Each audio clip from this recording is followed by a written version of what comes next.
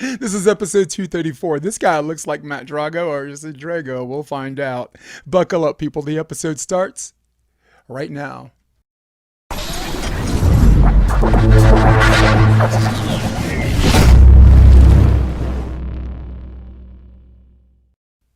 It's good, Matt. I'm here. I'm here. Jason, it's so fun to be on your show today.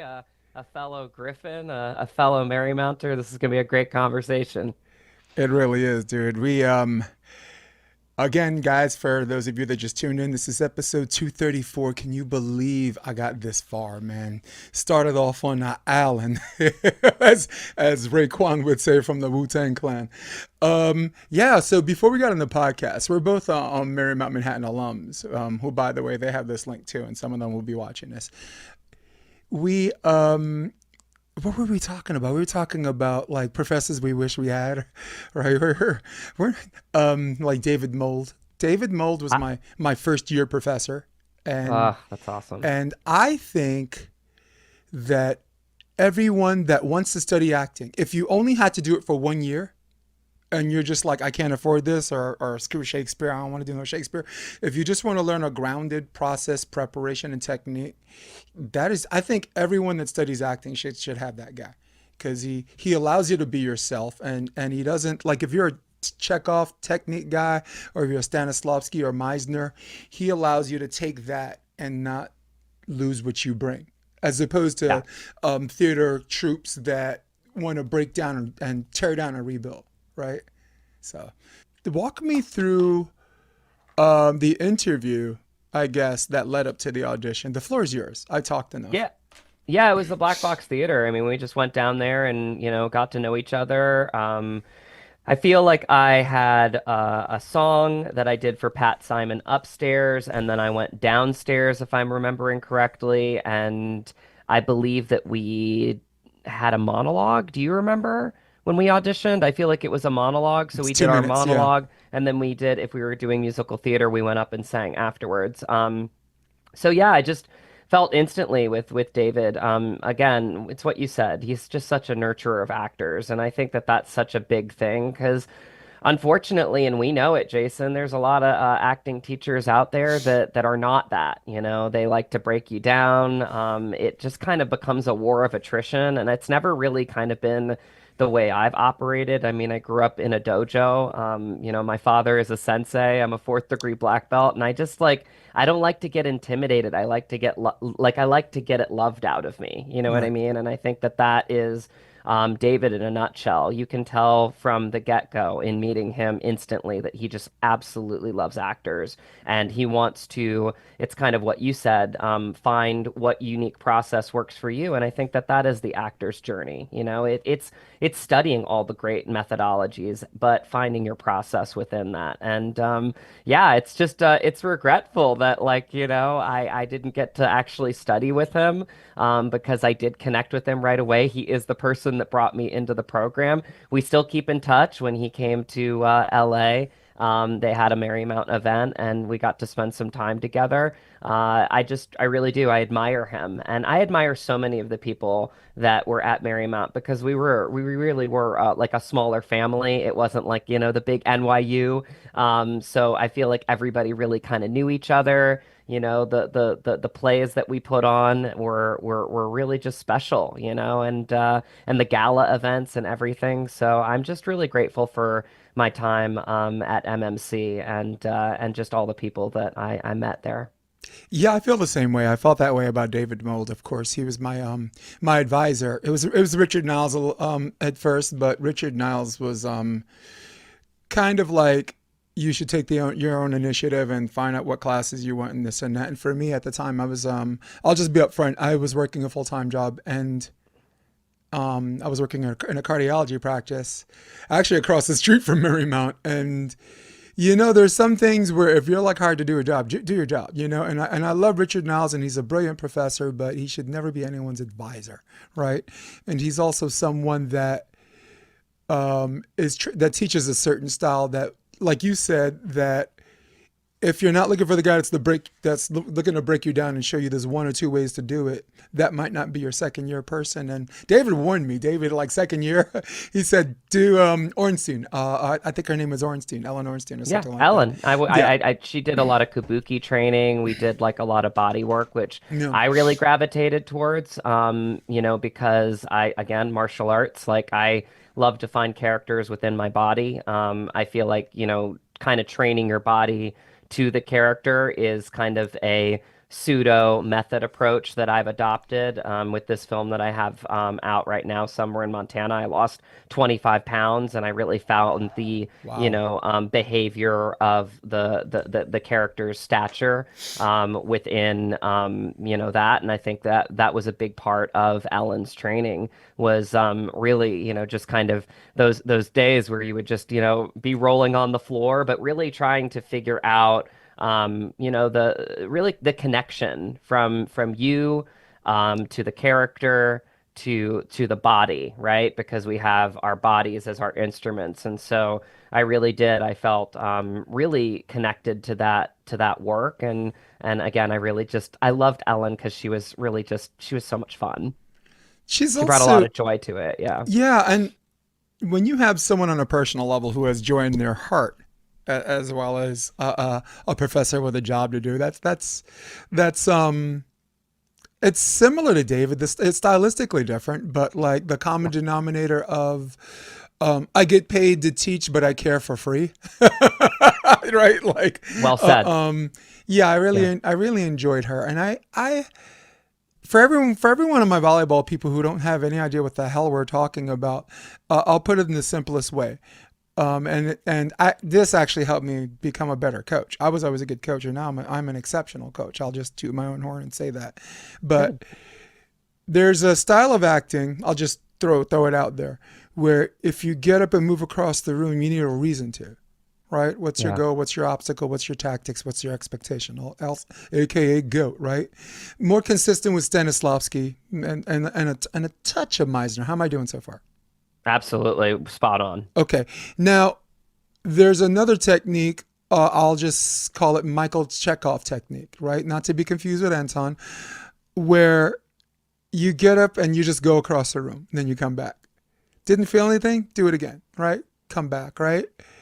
Do it again. See how you feel about it. Maybe make some notes, and then you discover your what and your why and your reason to that way, which is a little bit more tedious, but certainly more organic. And I'm making one sound better than the other. I'm really trying not to do that because that technique suits older actors, right? Like I'll just be explicit and say I went back to school when I was 33 years old, right? So there's a whole lot to tear down and build back up if I'm right. If you want me to do it the other way, right? And Yeah. that would take 20 years. Like even Sanford Meisner in his own book said 20 years. It'll take you 20 years to be an actor. You're just like, oh God, I'll be like, the nurse is going to be wheeling me out. So walk. I don't want to go back to this book because it's so much fun and it's so much like a reality show. Walk me through some of the people. Or did you have tunnel vision when you auditioned for the musical theater and then straight acting? For the people watching, there was dance auditions the same day. There was acting auditions the straight day, and it was musical theater. So it was bam, bam, bam, one after the other. And I'll share my vision, which will help you get yours. I didn't know anything about this. I'm a kid from Mm. Brooklyn who's a full time working stiff that went back to finish his degree, and I took a Ross Chapel class. And saw a couple of plays. Saw Shakespeare in the Park. At the time, was not Shakespeare, was the Seagull, and it was a Hmm. Tom Stoppard translation, which Hmm. because they made me read the book by George Young, and I'm like, this sucks, right? But then you saw the Tom Stoppard translation, and also let's add to the fact that Christopher Walken played Soren, and Kevin Kline of Meryl Streep played Arkadina and Constantine, and I did not. I will finish by. I'll land with this. I promise. I will finish by saying I did not know how real it was. I did not know that Marymount at the time was ranked number 2 in the country. I did not know that people would be walking out of these audition rooms crying, tears, crying to their mother. And now all of a sudden, I feel like I'm in the real world. Did you, I guess my question is, did you have tunnel vision? Did you have a focus? Don't look to the left or to the right, keep it about the work? Or was there some realization of the gravity that put a little bit of stress on I'll go back because for me, I grew up in rural Virginia, but both my mom and dad were originally from New York City, and my grandmother still lived on the Upper West Side, 79th and Broadway. it? So for me, I think that I always wanted to, in a way, come back home to New York City. Because my family was from there, and because all of my family events, whether it be, Thanksgiving, Easter, Christmas, were always at grandma's apartment. And it was a time in my life where I knew that I wanted to pursue it. Because I do think that, acting and the methodology of acting really can help anybody. And I think the truest love letter that I've ever seen on screen is Coleman Domingo in Sing Sing. It's masterful, and what it shows is the, you know, rehabilitation through the arts program at Sing Sing, and just the power that it does to connect you to your human psyche. And it was just something that I grew up loving, being in rural Virginia, being in theater, because there was really no TV and film in rural Virginia when I was growing up. Um, Taking that next step and knowing, because I had a crossroads, right? We all have crossroads in our lives. For me, I actually grew up flying planes. I really loved it. I loved the freedom of it. And I'd gotten all the way up from my private pilot's license to my instrument rating, to deciding whether I was going to go commercial. And it was very right brain, right? And so I'm like over here thinking, do I really want this? Because I really enjoyed it, but did it really like fuel like the passion inside me? And it was a pretty easy question to answer. I felt like that the answer was that, I was put on this planet. I felt designed to tell stories and to make people feel. And I felt the ambassadorship to that art form, because I do think that, especially in the world that we're in today, human stories matter more than they ever have, and impacting people with them. So it's kind of a long way of saying that when I moved back to New York City, it was pretty much like, I felt like I was home. So when I went in the doors of Marymount Manhattan College for the first time, I was just in bliss, because again, I knew that regardless of the work that it was going to take, which I always knew growing up in Virginia. I got into dinner theater. That's like you're singing your ballad and then you're off stage clearing plates and refilling drinks. So I always knew that the dream was going to take work. And I did that, and I did that proudly. And in New York City, I would be closing bars until, 4 in the morning. And, sometimes I'd have an audition at 9:30 in the morning, just wouldn't sleep, just an all-nighter. But I felt like when I stepped in the doors of Marymount Manhattan College, and I started to meet the people, and I started to really understand like what a tight-knit like, group it was, and a tight-knit campus, right? I was elated. I was on cloud nine. I was so excited. And I mean, again, in Virginia, I felt like my the people that I could meet was limited, and I think I was so excited to really move back to the big city and really just immerse myself in all of those relationships and all of those conversations, and really just letting the path guide me, right? And letting it be what it was. And I wish that people like David Mold were part of that path, but they were. I mean, he was the one that saw me audition, and he was the one that brought me into the BFA program. And Pat Simon brought me into the musical theater program, and I got to study with Johnson Darzik. And I was in Richard Niles' class, and I was with Kevin Connell, and I did a play with him. I did Richard II. So it just Oh, really was. Yeah, you I did did Richard R2? II. I did R2. I did R2. I played Sir John Bushy. And I also did Into the Woods. I played Rapunzel's prince So we're on the main kind of the stage. same. I'm a graduate of 2000. Well, we're not giving away age, but I was there. I was there. I did. I don't want to curse, but I did FNA written by Susan Laurie Parks. There was a troupe called United Artists of Colored Theater, followed by Ishmael Wilson and Rachel Perez was with us. Yeah, Matt Dumont, Vladimir Versailles. It was all of the best black actors: Eugene Jones, Wow. James Smith the third, who was part of Pop Tars, the comedian. You know, Okay. the comedic stuff. But wow, yeah. So I guess for you, there wasn't an inciting incident that said, all right, enough, I got to do this. It was just a gradual thing that you saw coming, and it was just about time and timing. Yeah, it was timing. I mean, for me, it was really, like I said, it was just knowing that the next organic step for me in my process of learning the craft of acting, because I think I already had the love for it, Yeah, was to find my mentors, right? And no better place on earth in the acting world than New York City, because yeah. again, you And just have them. Marymount. And at Marymount, I mean, we Yeah, really did get lucky there. I mean, in terms of my ability to move up there on a shoestring budget, having my grandma take me in, having a half ride scholarship, really, really helped out. Getting my books at Shakespeare and Company, sometimes an edition or two late, like I was pinching pennies to make the dream realized, but I think I knew it was going to be worth it because I was going to be immersed in my people, and I feel like that was something that I lacked in Virginia, so the move just made all the sense in the world to me.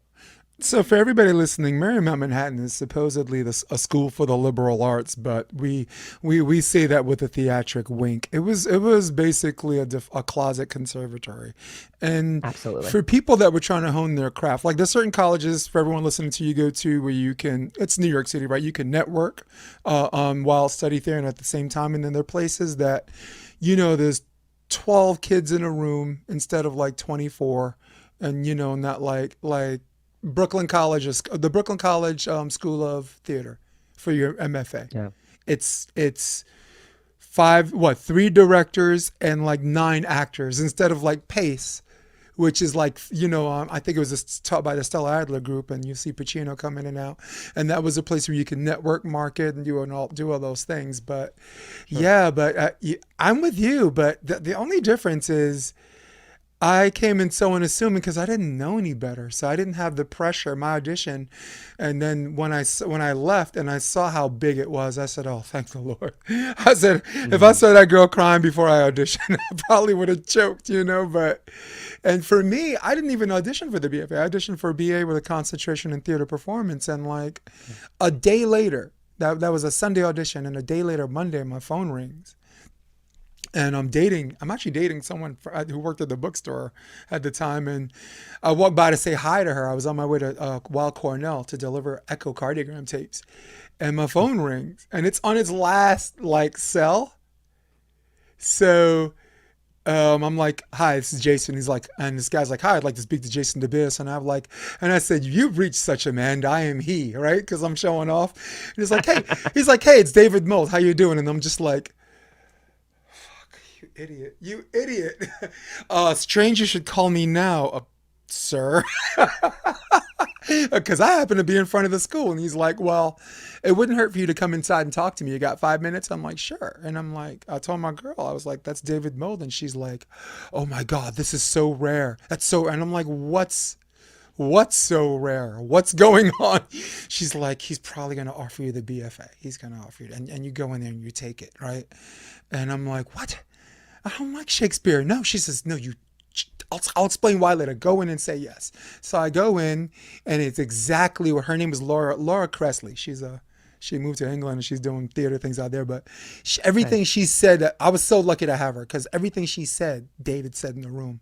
He's like, "Look, Wow. it's easier to switch out than 2 years from now to change your mind and like feel like you want it and try to switch in. You That was just me. you just can't, right?" Yeah. Yeah. No, because I think between you and me, we said before the podcast, a BFA, you weren't allowed outside work during the academic year. Wink, right? Um, and you were at a point you're like, "No, I want to work," and me, I'm at a point where I'm like, I have a 9 to 5. My junior and senior year, that class is 2.5 hours. I can't disappear. I cannot disappear from work for 2.5 hours. So we had different reasoning. Sorry, your wheels were turning. No, that was exactly what that crossroads was for me, and that's why I did leave the BFA program as I booked an international tour of West Side Story. And for Yeah. me, like, listen, I will, as an actor, and I'm speaking to an actor that went to Marymount. Like, you're always learning anyway. But like, if you can take a job like that, I think even the best acting teachers would say there's no learning like doing. There's no learning like actually doing it. And for me, at that point, Broadway was my path. That was something that I was always at Actors Equity, always singing my 1632 bars. Even when I was non-union, sometimes I would go there and, be there for 8 hours and not even get to audition. But it didn't matter. Like, I was so hungry for it, and so hungry to be working. That is the dream. That is the goal in any profession, not just in acting. And so when that production came up and I booked it, for me, it was, I mean, sort of a no-brainer, even though I absolutely was enjoying everything about Marymount, like 100%. My idea was, I'm going to take this, I'm going to take a semester off, and, we'll see what happens after that, and at that point, I come back to New York City and grandma wanted me, to get back into college. I didn't really have another gig lined up at that point. And so I came back, but it was going to be a whole extra year if I wanted to do the BFA, and that's why I transitioned to the BA. But I really was really happy about the way that it worked out for me, specifically because I feel like I did get the BFA program without getting like the BFA on my degree, which really didn't matter as much. It was really about the training. It was about, really the ability to just fully dive into the work, right? Because that's what we do as actors. And so I feel like I got the BFA training and I got to, graduate in 3.5 years, and I got to, cram some extra courses in there. I think I got 15 credits from Brigham Young University, like on their online program. Oh, I cool. think I think like Anna Lee Ashford and I, like, abused it to the point where I think you can't even do that anymore because we, like, we were taking our math classes and our like science classes and our English classes and the things that, I mean, no offense, we didn't really care about, that we just really No. wanted to pass for the credit. That way Yeah, we who could get the cares? degree and get out. So, I mean, it was just one of those things for me that, like,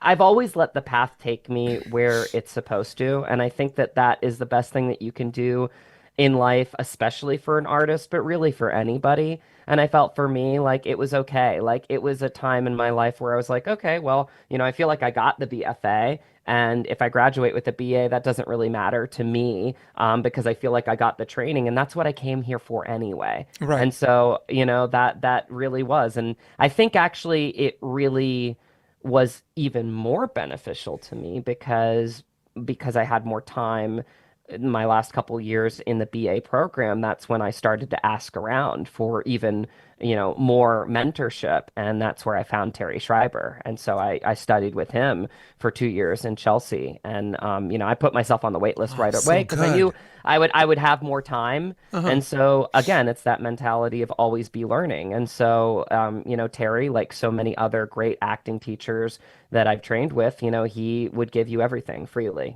He would give you all the different, methodologies that you could handle, and let you find your unique process within that. And I really felt like that was really special. So I feel like I kind of carried out the BFA program through, my 4 years there, whether it was at Marymount or not. But again, it's that mentality of always be learning, understand that the path is, going to take you in directions that you're not necessarily thinking of at the time, but be open to it because you'll never know. And I'm grateful that I, take out opportunities in my life. I'm grateful that I look for opportunities in my life, and I'm grateful that I've always been the kind of person that just really loves to be nurtured. And I really felt like I was nurtured at Marymount, and I really felt like I was nurtured in Terry Schreiber's studio. He really honestly became Yeah, Terry a Schreiber. grandfather to me. Yeah, So he's good, phenomenal. man. So good. Phenomenal. Yeah. So again, educating some people at home because we're definitely gonna have to. We're gonna talk about this fantastic film you're in, and we're gonna timestamp that on the podcast for anyone wants to skip over the fun Marymount discussion. Just educating people at home the difference between BFA and acting at Marymount and the BA in theater performances. BFA is the first 2 years contemporary, third year is Ibsen, comedy of manners, right? This and that, and the entire fourth year is Shakespeare. So it's an intense 60 credit course, where the BA is also 2 years contemporary, which really means 2.5. But you have the flexibility to study acting for the camera. You have the flexibility to study Michael Chekhov technique, which is what I did my entire junior year, which is great. You have the flexibility to do movement for general ensemble, who was taught by an adjunct named Faith Simpson, who was better than. And she also taught movement for actors, better than any faculty professor there was, with respect to that. She's published on lucid body movement, Oh wow. the 7 major chakras of the spinal cord, which Yeah. which we can get in. It'll be like theater people only if we get into that. It's like, all right, strictly for linemen, not for freshmen. Get out of here, right? So, am I right? So Yeah, you're just right. educating everybody in the difference of the two programs. Now the biggest distinction, and you can interrupt or agree with or tell me how I'm doing, is you want to be in the BFA the first 2 years because they're taught by faculty, right? Where like the BA, it could be an adjunct, and an adjunct in New York, you could have someone that just blows the wheels off you, like, wow. Or it can be someone you're like, oh my God, I'm stuck with this guy a whole year, because in theater, you have to keep the same professor for the fall and the spring. You can't switch. So, Mhm. so that's the advantage. But the advantage of BA is, look, you could still take your Shakespeare and do other things. And like we mentioned in the beginning, you're allowed to do work during the academic year, outside work, which is why you came, right? It's why you came to New York City. You know, Yeah. I'm so glad that someone like you wanted this. This has been you, and you freaking did it, because in where I grew up, you couldn't talk about theater. You had to go get. They're like, you better go get a job. It's a Mhm. theater, right? So it wasn't for me, and I don't want to talk about me because you're my guest, but it's also a conversation. No, this is great. Um, I was working in a cardiology practice, the doctor of the stars, Dr. Rosenfeld. So you have Ron Howard walking in now, Milos Forman, right? Right. Presidents, he's all of these celebrities, and Lauren Bacall, Hmm. um, would not sit in the waiting room. She'd sit next to me. What are you doing? What's that for? What's this? So Wow. I told her, like everyone in this office, because I memorize movies. I did impersonations, and my gift is I adapt sounds. I can listen to you long enough, and then I can figure out how you sound, and I can sound like you. Um, Wow.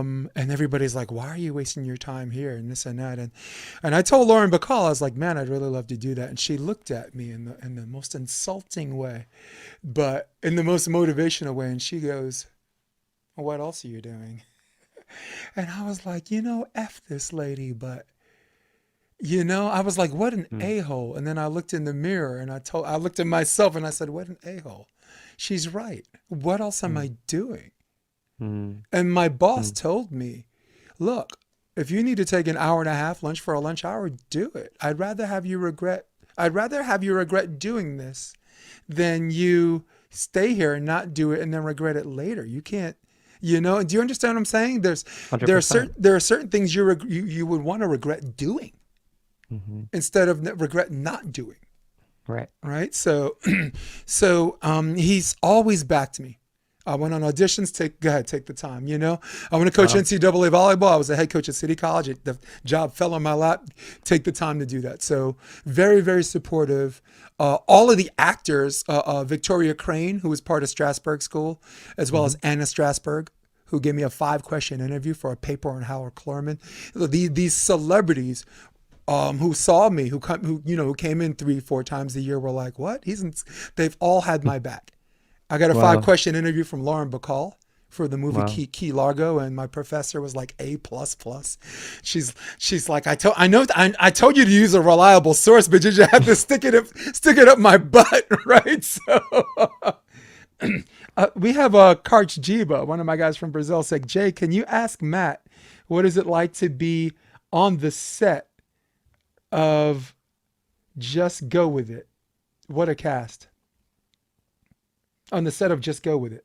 Does that... Yeah, I mean, Adam Sandler is just the ultimate pro. I think really honestly, that was probably one of those times in my life where I was just like really immersed in just how valuable collaboration is on set. It's such a collaborative art. There's so many masters of craft, and when you have somebody as cool and down to earth as Adam Sandler, like, kind of like putting the team together, it is. It's just these quick conversations. And I remember being in that, quick, I say quick scene, but I think it was probably about 4 pages. So I mean, like not quick. We know that. Like it was a hefty scene, but it was just two people back and forth at the bar.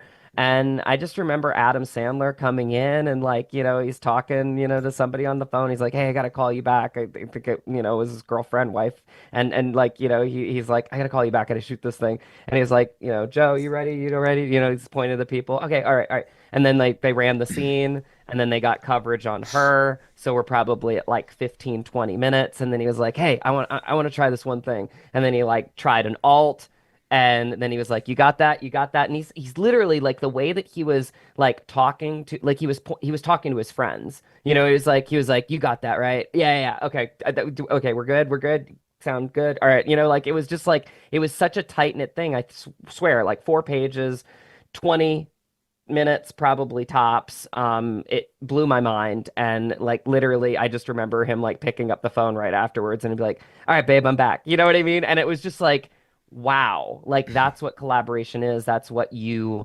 want to strive to have. Whether you're an actor serving the material, serving the director, serving the writer, serving, the crew. I always say this, the crews are what makes films great. I mean, they really are. Like they do all the heavy lifting, the labor. They are. They're the ones that are working their butts off to make, the film come alive. And I really can't say enough about the crew in somewhere in Montana too, because I mean, indie films, I mean, like where you might have like 15, 20 people on a lighting, department, you have two, where you have like, 20 people in the sound, you got like two, right? You've got a boom operator and a mixer. So it really is. It was definitely a first a gig in LA that just taught me the value of collaboration and the value of building your team. And that's something that, I'm really excited to do with my wife now is, with our production company, is to build a team and bring in people that we've worked with, whether it be from AFI. She's one of the 5 fellows with Project Involve, which is Film Independent, the Independent Spirit Awards. And, she got to go to it a couple months ago, which was really cool. And, it's being around these people and then figuring out how your paths will align with each other, because maybe she's not working with this one director for Project Involve, but she's really hit it off with this, script that she's got down the line that really would align with, what this director wants to do. And it's just visions. Al Pacino, the great Al Pacino, obviously he lived on the Upper West Side right across the street from me. We actually got to go to the same diner all the time. And, sometimes I would, like I had a moment where I actually went up to him once and he probably knew I was an actor, he probably got that vibe from me, but I just looked at him one day and I said, "Have a great day, Al." And he's like, "You too, kid." And it's just He's like, chill. and I was like, He is chill oh. as heck, man. He's so chill. He's so chill. He lived at the Apthorpe, which is the Ansonia for the Yeah, people that watch, which is so where he was like right all across. of them live. Yeah, exactly. So he was right Like across the Lauren street from Bacall me. lived on the same block, by the way. Yeah. She R.I.P. She passed away 2004, the same day Robin Williams did. So, um, Wow. I yeah, didn't know just that. two to go on that. But Al Pacino was also a patient. My boss is named Dr. Rosenfeld, so they're at a restaurant called La Grenouille, right? A Okay. French Yeah. restaurant. Killed it Yeah. in the Zagat survey and really good food. I was there once with my boss. I couldn't, yeah, I can't pay for that as well. And he was supposed to meet Al Pacino there because Sophia Loren was in town with Carlo, her husband, Carlo Ponti. And Al Pacino has like a white T-shirt. You have to come in with a jacket or a collar. His hair is uncombed. So, but when they found it was Al Pacino, they went to the back. They got him a jacket, and he's just trying to fix his hair, and he looked like he just rolled out of bed and was like, "Yeah, oh my God, Sophia, Sophia, I got to see Sophia, right?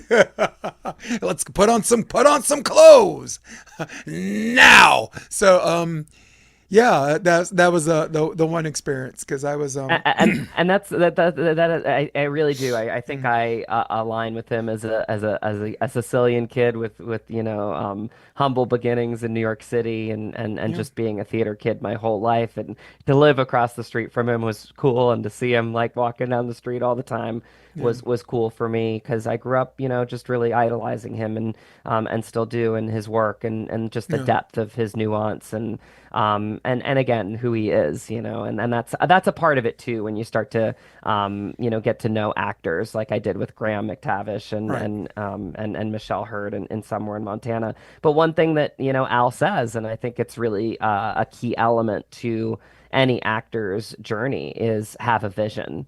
And I think for actors, and I'm obviously speaking to one right now, like we know what that means. A lot of the things that actors say to each other, like actors understand on that level, where it's like you have to understand where you position yourself in, what you want to do and what you want to say and what kind of roles speak to you. And you learn that through adopting your mentors and continuing to study the craft and to be around people doing the damn thing, right? You have agreed. to be able to do it. Once you do it, then you understand, maybe a little bit clearer what your vision is. And sometimes it'll come to you in ways that you don't expect. Somewhere in Montana is a perfect example of that. I was working in a steak restaurant in LA, and I had a friend that was looking for an agent, and I've always been the kind of person to just help people out if I can, and I'd been with the agent for a long time, and I said, yeah, send me your stuff. I'll send them to, and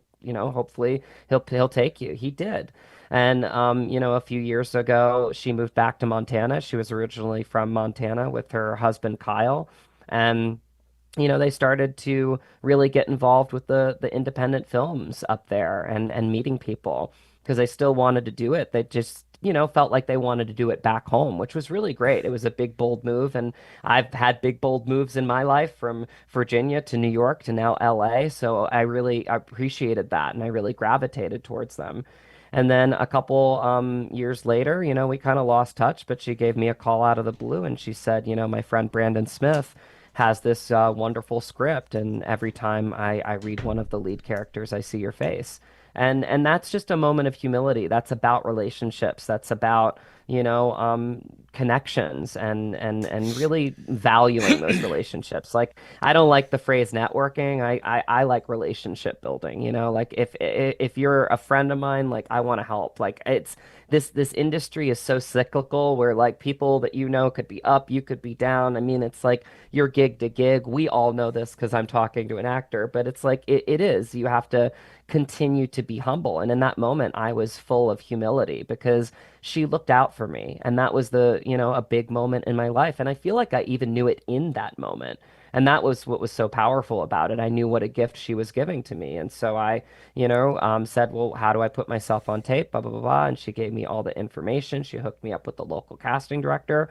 And I did. I went through the script, Jason, like 3 times. I just felt like I understood the vision of this project. I understood the vision of the character.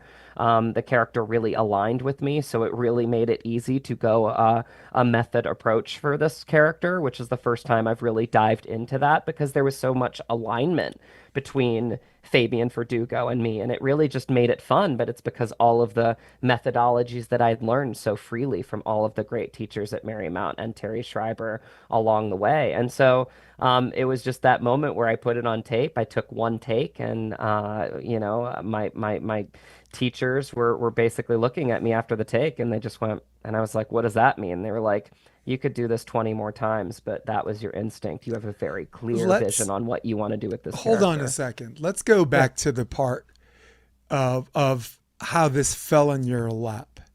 Hmm. So this opportunity fell on your lap because you were being yourself.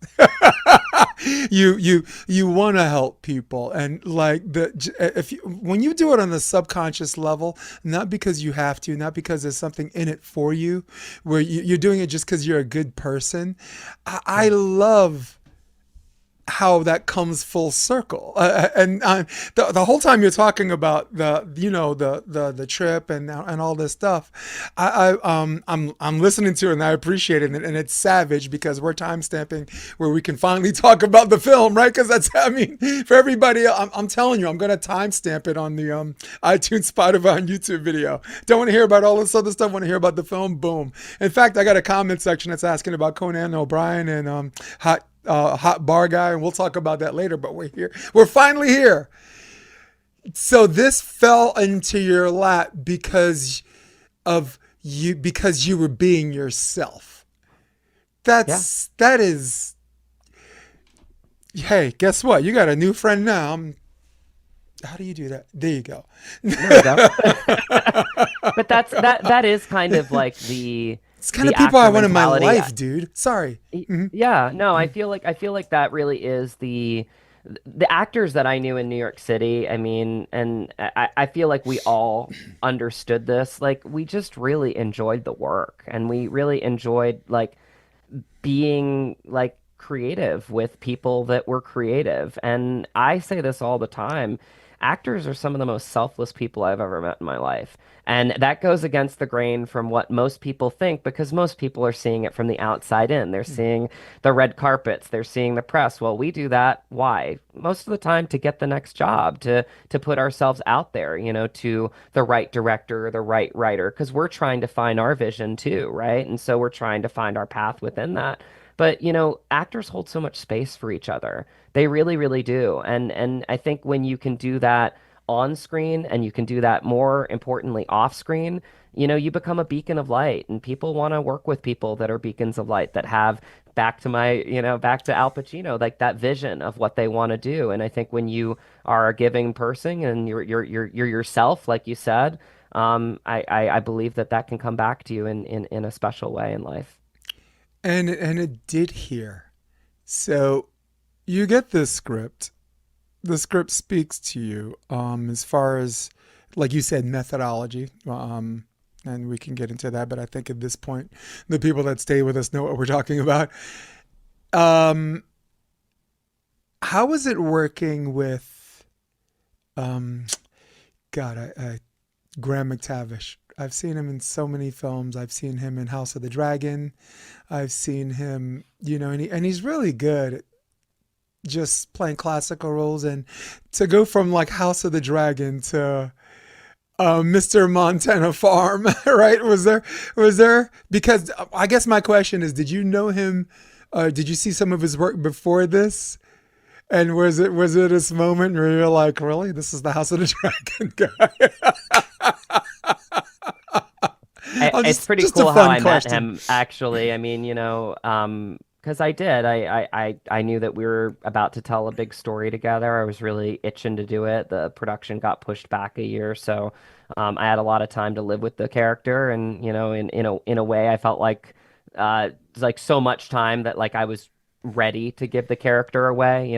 I was ready to do my work, but so much of this story is based on these two unique energies because it's a story of the times. It's a story of two divisive worlds. I am the artist, I'm the director, I'm the liberal, the West Coaster, and he's the Montana rancher, so he's the antithesis. And Brandon Smith wrote a really beautiful script because essentially, he puts two uniquely different individuals in a situation where they need each other. And I think that that's a story that we all need right now, including myself. And that's why I dived really into the script right away. And then again, it really does go back to like, the audition and then the producer session with Eden Matson and Brandon Smith, where I found myself being more curious about the project, whether I was going to be a part of it or not. And I think that really does speak to an actor's vision is, you can, run the scene and they felt like I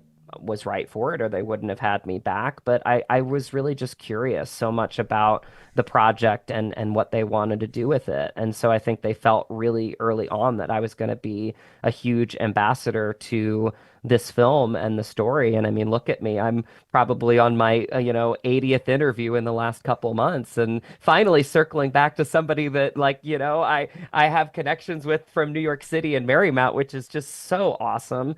But it really was. It was a magical time when I finally got up to set. I drove up to set. I create playlists for my characters. So I was listening to my Fabian playlist all the way up. I hit Las Vegas. I went to Zion. I stayed at the Zion Lodge because so much of the tempo of this character is really all over the place. He's trying to fight for a legacy piece in a film that he's always wanted to make, but he's running against the clock. And aren't we all? It really is. It kind of speaks to me and the way that I feel about life sometimes, is that like you have a couple good stories that you want to leave behind, but you only have so much time to do it. And so I felt like that was Fabian in a nutshell. And really, I did make that drive. Everybody else flew out, but I did make that drive to just like understand the tempos of coming from LA to go to Vegas. I actually got to be at Vegas when they were premiering Bad Apple at New York, New York, which was really special because that show is like a love letter to New York. So, I mean, New York State of Mind starts playing. Jason, I'm sobbing, Come on, like let's you know what go. I mean? Like, let's Yes. go, right? Like, I'm just sobbing. I'm like, this is like a really, really magical journey that I felt like I needed to take to almost complete the method work that I had done for the last year and a half. But when I finally got up to Montana, it really was, I was there, I think, a week and a half before Graham came in, and it was just the craziest way that we met. And it was almost kind of like that connection that we had right away.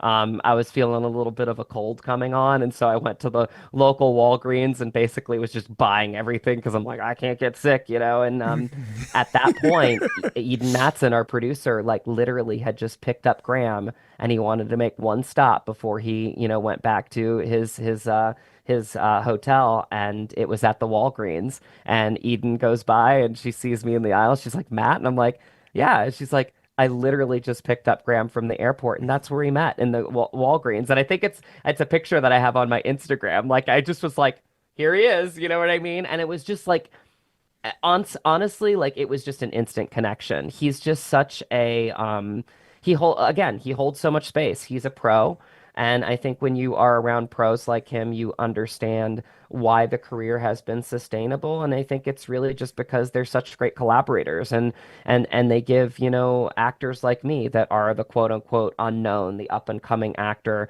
so much space, and they see you eye to eye. Like you're my scene partner. Like you're the one that's telling the story with let's do this, And I think it was just really awesome. We connected right away. We would go on, little breakfast dates together. We would go to the lodge to get our steak dinners together, and we'd have these wonderful, rich conversations that I think interpreted the work on screen. And I feel like that was so important for us because we have so much, so different energies as people. He is just really powerful with his voice and the nuance of his eyes and just the subtlety that he delivers as an actor. And my character is larger than life in some ways. And I took the risk in this one, Jason, and you'll know what I'm saying, to be big because I felt Fabian big. And at a certain point, like I apologized for it in my development of him, but when I started to workshop it with my teachers and my friends, they said, it's all connected. Like you're connecting. Like it's not it's big, but it's big for a reason. And if you feel him this way, don't apologize for it. Like just lean into it. And it really was. It was moments where I felt like, we have a 10-page scene, the two of us, Graham and I, and we talked about it and we, really kind of studied it together off screen because we wanted that scene specifically. That's when my tempo is very low, like where we are finally listening to each other. And it's a rare 10-page scene that you see in cinema with two actors. And it's just this big scene where you go into all of the divisive elements, whether it be, gender, sexuality, politics, like all the social issues that you could imagine from two people from two different worlds that like are having this heart-to-heart conversation. And we're two men, we're two alpha men, And I think that that is just a story that, like, again, resonates with me. And it's why I feel like I was instantly connected with it. But, when you're around people like Graham, you're just like, wow, like, this is actually easier than it looks because he is doing his work. I've done my work. And you've got a great story. Let's just forget about all the work that we did, right? Because that's Yeah. the actor's job too, Yep. is getting to that moment and understanding that you have done all the work necessary to prepare yourself for this moment, whether it be backstories, which I love. I love journaling about my characters. I love, little voice memos about like where I think my character's at with his relationships or what's going on in his life that is off screen that you're not seeing, and all of the things that just generate the behavior. Because as we know as actors, like it's all about the behavior. And so in that moment, like, you just let it all go and then you do what we all say, we play, right? And that's Wow, really dude. when you find the magic and the joy of storytelling, is when you're around great actors and you're collaborating and you're just in the moment. And that's what we were. And I Well, I, I thank my lucky stars for people like Graham and Michelle on this one for wow, sure. dude. I can definitely talk about old school methodology and how it allowed you to do your job. I'm gonna actually play the trailer, and I could take it out on the edit later. But since we're live and on the audio, since Spotify lets me do basically whatever I want, DJ, spin that. If we can make this deal work out, then we can survive until next year. Welcome to my ranch. Let's get first team in here. First team. Bob tells us they're making a movie out to your place. Yeah, I guess everybody knows. Holy cow, farts. Cut! Mike, call a break! Damn it! Everybody'd like to have your attention. It's time to freak out. Where the hell do you get off interrupting my shoot? Where the hell do you get off Young man, punching if you my ever- actors? What the hell was that, Dad? Just setting the tone. All right, I'll stop there. Something I learned about sharing stuff educating myself on the Fair Use Act, less is more. So I showed you, so legally I can show that much, and it survives YouTube purposes. So because we're using this to critique, and and I got permission from the actor who, as far as knowing a guy is concerned, I'm Oh, glad. absolutely. I'm You could play you could play Dude, the whole thing I 10 know a times. It doesn't guy. matter. Yeah, exactly. I got the comments blowing up. But I see you, but and I'm gonna definitely talk about that later because right now I have this bad habit. David Mole told me this.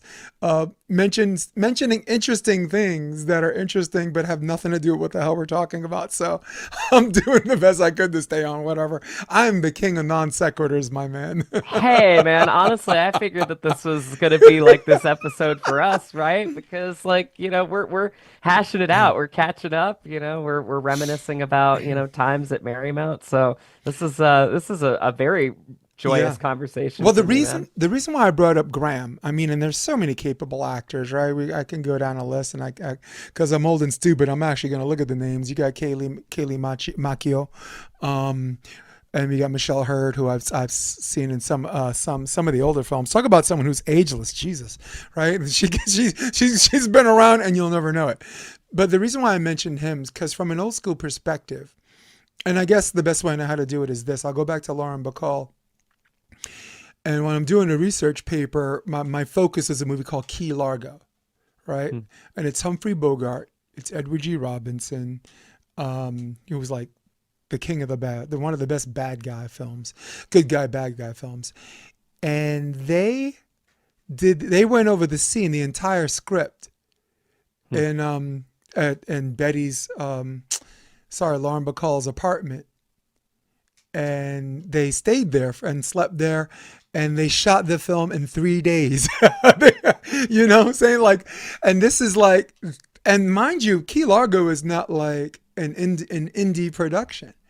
So there was this old school thing of learning, like De Niro said, learn your lines. Learn your lines, and like however you interpret that. That came with this investment in each other that translated to being more organic on screen. And when I saw this trailer, and I've been watching clips in this and that, and I'm gonna watch the movie tonight with my wife. She's gonna see it. She's gonna shut up and watch. Well, it's not on I streaming love you, yet. babe. I ain't talking. I don't mean that, but no. But there was something similar that I saw on screen that made me think they did a little Betty and Bogey thing.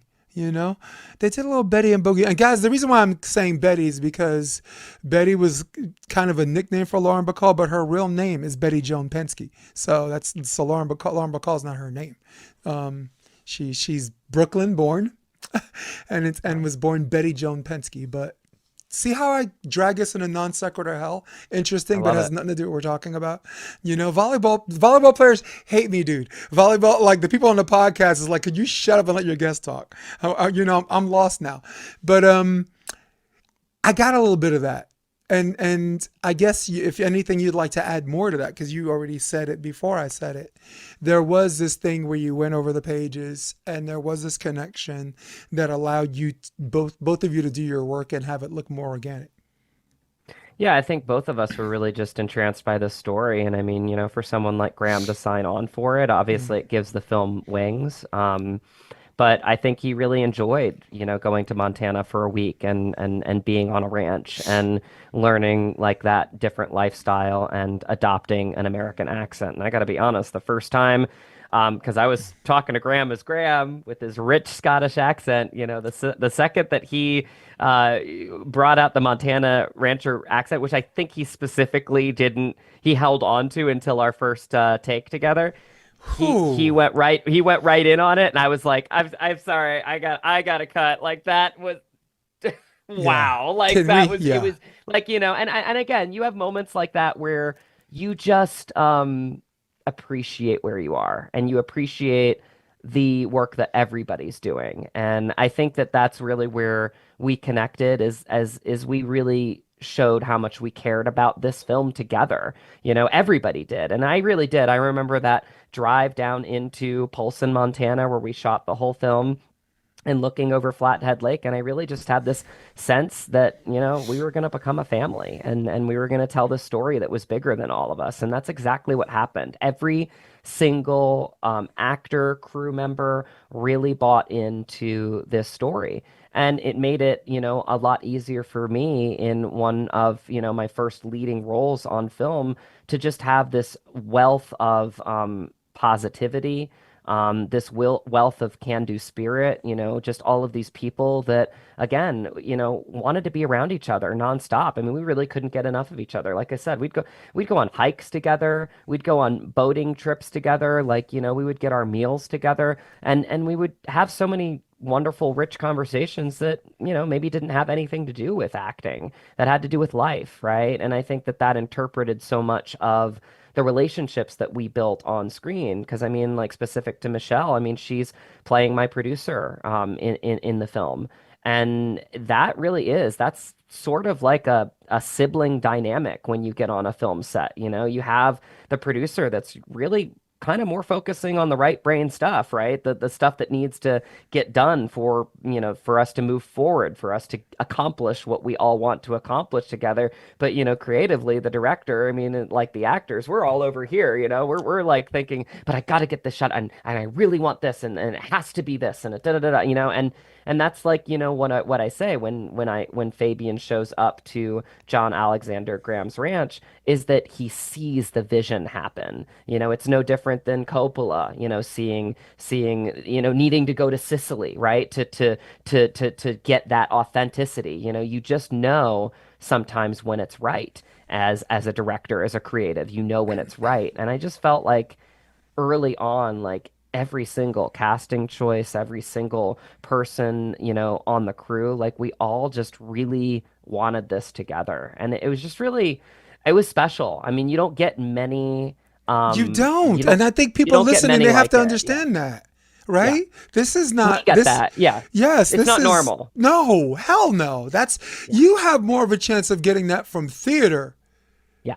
because you right, 100%. theater, you got to do 50 shows. You only get one take to do it. And sometimes your girlfriend dumped you and you're going there and you have a bad day but nobody cares because they paid tickets to see you. So there's some nights you have to fake it till you make it. And that's a real thing too, right?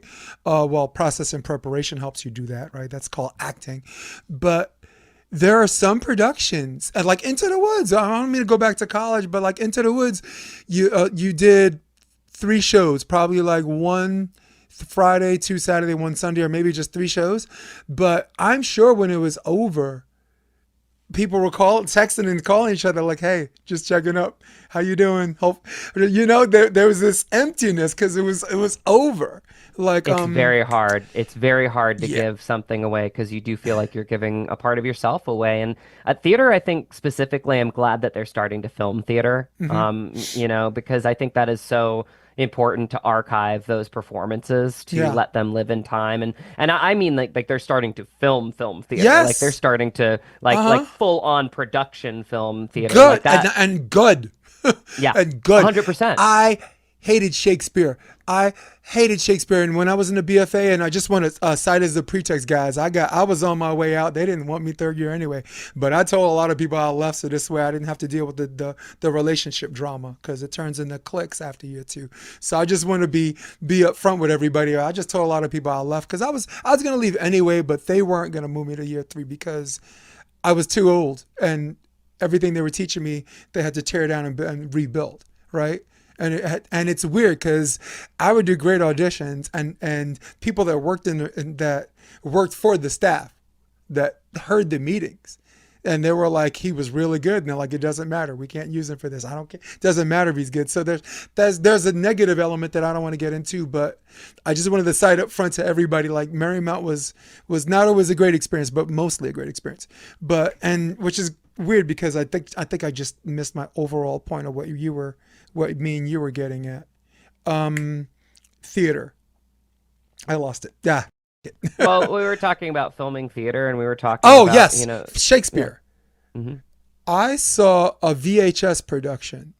We had to find a VCR, and it was Gordon Farrell. He was my theater history professor, who is an absolute genius and also teaches at NYU.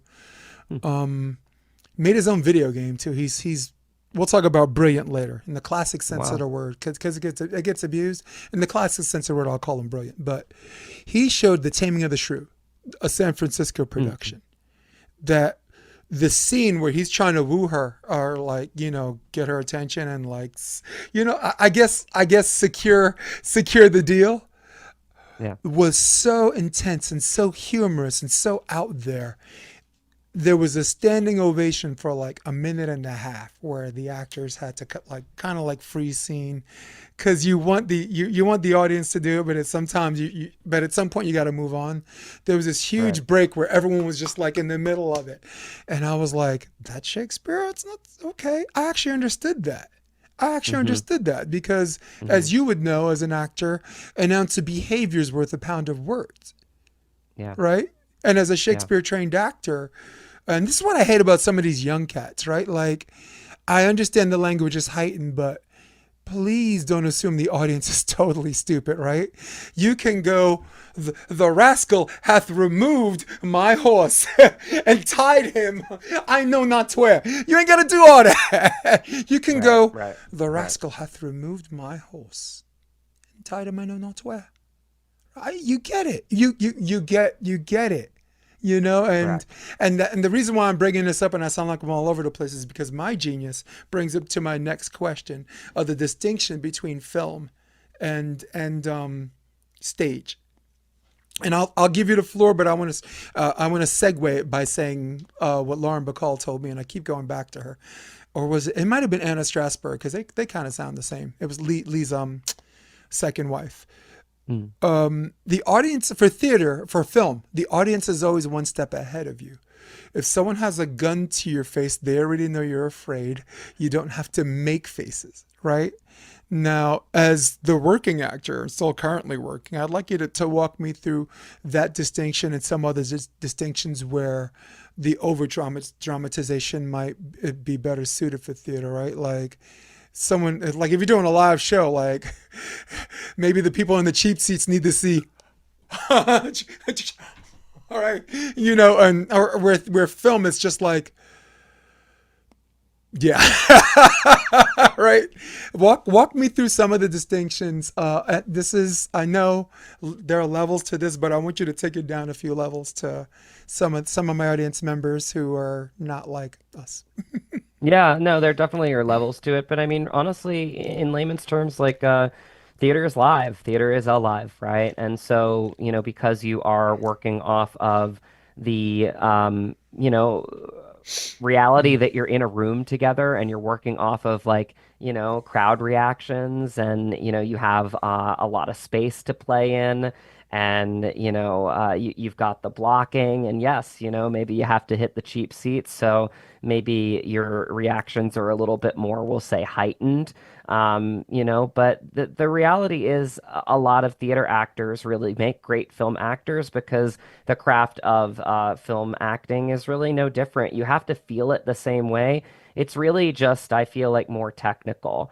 It's more about the concentration of hitting your mark and there's challenges in both. I mean, I there really is. I mean, the challenges of live theater are pretty obvious, I would say, because it is a live element. But I do think that, film is very challenging too, because maybe in an indie film like, I'm in, is that you get maybe a handful of takes, right? And maybe it's getting dark out, and maybe this is a scene that you've prepared for a year and a half. So, there's a lot of pressure on that as well, and you kind of have to go back to your work in both.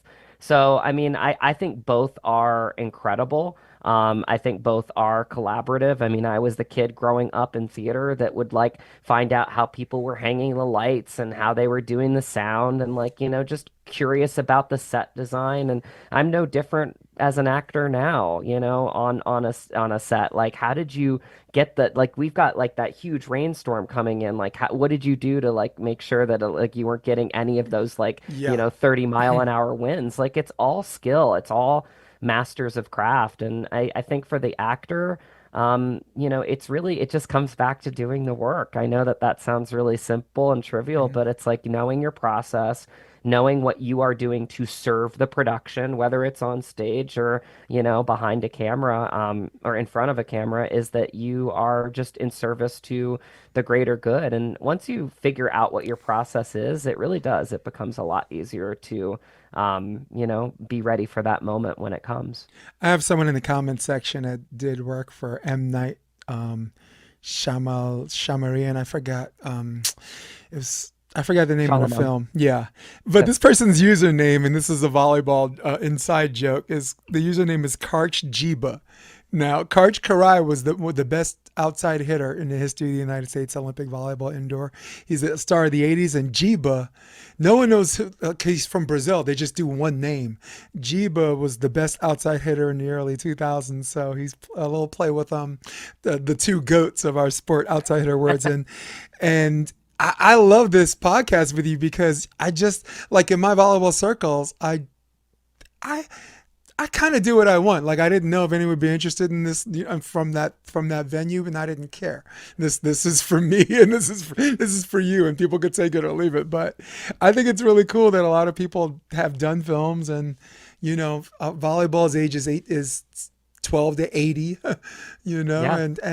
and they do know that my coaching style, like they're like, what makes you think you're such a great coach? I'm like, my degree in theater performance. They're like, get the F out of here. I'm like, no, it's my degree from theater It goes performance. back, and I mean, like, like how important the arts are in the development Yeah. of people, of us as humans. Like, Yeah. it's so vital, and you can learn so much from taking an acting class. And it doesn't mean that you need to be, Jason and I, and go to college and get a degree in it and No. pursue it professionally. It doesn't mean that. It really is the enjoyment of understanding how you connect to your own humanity. And I think that's the best way that I can describe it, is that acting gives you this ultimate vessel, this ultimate platform, and You just gotta know how to use methodology it. You just gotta Yeah. know how to use it. Like, without naming names, and I'm not gonna out this person, because I asked him. I said, what was one of your biggest obstacles in your theater career? And he said, theater school. Right? And you can spend 2 or 3 years like thinking you're using it the right way, and then somewhere at I the feel end, like it's I know just who like that is. I think we all know who that is. My wife went to NYU, so I think I know who that is. I think, but do you understand what I'm saying? There are some Yeah. people like you came and you know how to use it. I came in unassuming, so I had no other choice but to learn how to use it. And then there are some people that come in and they're like, they wanted the degree and they wanted the that on their resume, but probably, and timing is everything, and it halted there. They were like a boy interrupted from it, and now everybody knows it's not a girl, right? So we're getting closer on who this is. But but I told them, my friend, my degree in theater performance allowed me to not just heighten my language, do this, do that. Like if I'm yelling at a kid, if I'm coaching, whether I'm coaching a professional or a junior, and I coach at every level, almost 99% of the time, it's theater. If I look upset, like, hey, go, I'm not upset. That's just my Brooklyn nature. That's how we talk anyway, the way I grew up. And 2, it is theater performance. I also know the way I talk to a referee. If you know your team, you know how to talk to the referee. Like if I'm giving it to a referee, and if I have the team that's going to get aced the next play, that's just me knowing my team, and I'm not going to talk to the referee this way. But if I go to the referee, I'm like, you see this? Yeah, this is us all game, right? This is us. And I'll get a red card, which even costs a point. And I'm one step from being out of the game. But if I know my team, if I know that's going to make my team say, F this guy, we're scoring the next 6 points. I know that. I know that. Right. And I'm not going to shy away into a corner and say, don't devalue the value of a theater performance degree. No, I will kick the front door down and I will puff my chest and say, no, my degree in theater performance. Because I already knew how to X's and O's. I already knew how to teach players or whatever. But let me tell you something. When they do everything you ask and they still suck, you have to re-examine. And I re-examined. And thank God for Marymount Manhattan because of that. Amen. Yep. Amen. Well said. Yeah. So another volleyball reference, because I got to bring it back. He said he should have been cast as a Monroe Clark in the film Side Out. C. Thomas Howell ruined the entire movie with the last handset. And maybe I'll put the scene on the edit. I'll put it on a box in a corner. But different generations. Side Out is this B movie with C. Thomas Howell, this Milwaukee guy that moves to LA and was a basketball player, but fell into love with the beach culture. And he was kind of this super athlete, so he got coached up and then played in this Cuervo like $1 million tournament, and at the end won because he played with a guy who was like the former king of the beach. It's now look. For us, it's a B movie. You're just like, why am I sitting there watching this? But for the volleyball people, ask any volleyball player, what do you think of the movie Side Out? They're going to be like, dude, it was the best movie I've ever seen in my life. It was our volleyball bias. And that's how I felt. I can watch that. And that's on YouTube for free. That's how bad that movie is. You can watch it on YouTube for free. Okay. And they use real volleyball players for it. So Randy Stokely, who's actually in real life the king of the beach, played the bad guy. His name was Rolo Vincent. And oh my God, that's pretty fun. It's actually my most viewed episode. He came on and that's awesome. The comment section lit up. They're like, wait, that's really him? And I'm like, yeah. But it's different worlds, right? Like that's cool. In your world, you're Michael Jackson, he's Tito, right? But in my world, he's Michael and or how's that go? Like Rush Hour? Right. He says, here, I am Michael Jackson and you are Toto. He's like, man, that's Tito. Toto's what we have for breakfast. What would Jesus do? What would Jesus do? I didn't get a chance to watch it in its entirety, but I do have an appreciation of the clips because, and take it from here, because again, I could go all day. I think it teaches people that religion, some people think religion's overrated. I would suggest that religion gets a bad rep, right? Stephen Ladley Guerrero just said this, he who wrote Jesus Hopped the A Train, and longtime friend of John Patrick Shanley, so I can go over all those plays. But he said religion gets a bad rep, but when you think from a general perspective, like the Ten Commandments, like don't cheat on your wife, don't steal from nobody, don't kill. Let's not kill people. Take one day of the week and chill, and and do nothing. Right? I'm good at doing nothing. You good at doing nothing? Yeah, Absolutely. I'm totally Sunday football. Yeah, I'm totally frigid, dude. But more specifically, what would Jesus do? Right? And you have some of these people who are really deeply in their religion, but show such contempt for people that don't do it their way. There is a contempt and a bitterness that comes out of their heart that I believe that Jesus did not intend, right? So when you take Orthodox Christianity and you say, what would Jesus do? We all become more tolerant. I don't like using that word, but you understand what I'm saying. We all become more tolerant and understanding, and you're not like, if you're a deep religious person, this minister said, I'm not going to shun you. I'm not going to condemn you. I'm going to preach Christ to you, because you cannot evangelize and antagonize at the same time. So walk me through what Jesus do and tell me what, I guess, fill in the blanks on what the crux of the film was. Yeah, I mean, a lot of it is about bullying, and about just kind of dominance, and sometimes people dominate each other in a way that they don't really even understand. And I know that everybody's built a little bit differently, but we've got a great actor in that one, John Schneider, who is in Dukes of Hazzard, and every that Friday, baby, actually, every Friday, Hulk, Dukes of Hazzard, Dallas. But go ahead. That production really taught me a lot, because again, you look at these pros. I mean, he had, I think, 12 scenes in the film, and he shot them all in one long day. And I was brought back, 2 days to like get some pickups. So like I was actually there more days than he was. And it's again like preparation. It's coming in. It's like one after another. We were doing a little fight scene in our scene, and so that's when I got to kind of like bring out the black belt, chops in me, and kind of choreograph a little fight scene with me and him and Mike C. Manning, which was really fun. But yeah, I mean, I've been, I feel like I've always been spiritual, but not like religious, and I do think that I think it's good to see films like this where you can see it in action and you can see it real, as opposed to kind of some of the grandiose elements that sometimes it broadcasts, right? And so I think to see it like in action is really good, and I think this film does it. And it's just a couple films that they made, and John Schneider did both of them, and it was really fun. It was a fun first gig, kind of a bigger gig in LA, because it really was. It was I got to be kind of like the psycho bully, I got to kind of go to the other realm of like something that like I'm not, which is always fun as an actor when you get to kind of like go into that. And so I studied a lot about bullying, and and this is just a guy that like he wants a fight. Like he wants you to fight him. Like, that's essentially like his thing. And so we got to shoot it in a church, I got to be a little bit holy, kind of mocking, the whole religion in its core. And I had fun with it, man. It was a fun role.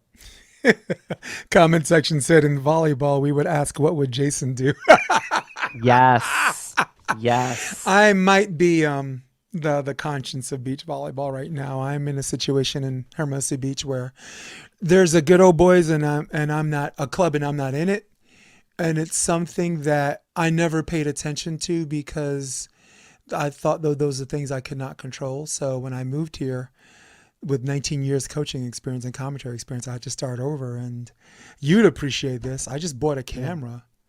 And I went to games and I just started talking about the games and breaking down and analyzing the game. And everybody's like, oh my God, this guy's brilliant. And some people are like, oh my God, this guy's no idea what he's talking about. And just a year of making mistakes and doing the right thing. And you'd appreciate this. Like, Yeah, of course. there was a Of guy, course. there was a guy named Mike Dodd. And this is probably why Mike Dodd doesn't like me. I was hired, someone saw the work I was doing and said, hey, come to work for me, volleyball one-on-one.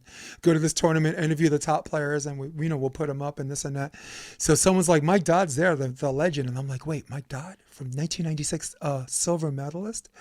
So there was a guy standing next to Mike Dodd. Same height, like really tall, like a little heavier, but I haven't seen Mike Dodd in a decade. So I thought he put on some weight, and I walk right past Mike Dodd, and I walk up to the other guy, and I'm like, Mike, right? And he's like, yeah. And I'm like, so what do you think of the tournament? So I'm doing this interview with someone I think is Mike Dodd, right?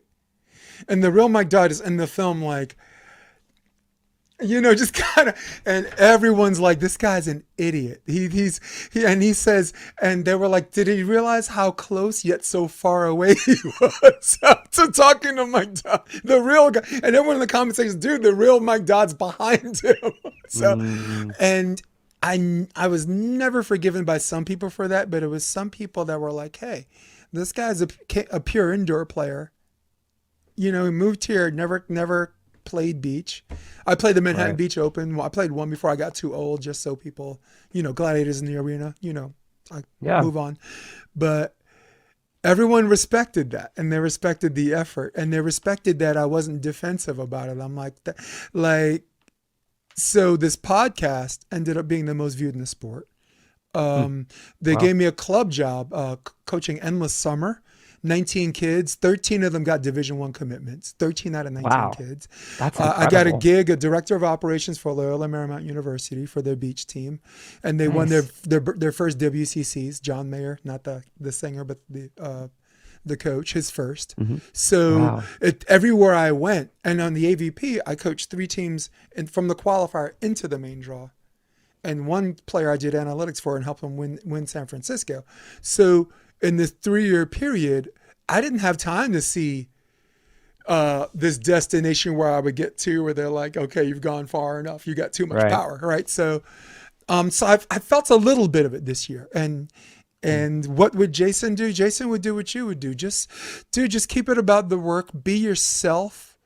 And like all of these things come full circle. Like the reason why I was so happy that that full circle story you were talking about, the script coming to you, is because I, as a coach, my entire coaching career, only 2 times in my entire coaching career have I went to someone for a job. They all came, every single coaching opportunity, not every single one, but all but 2, they came to me.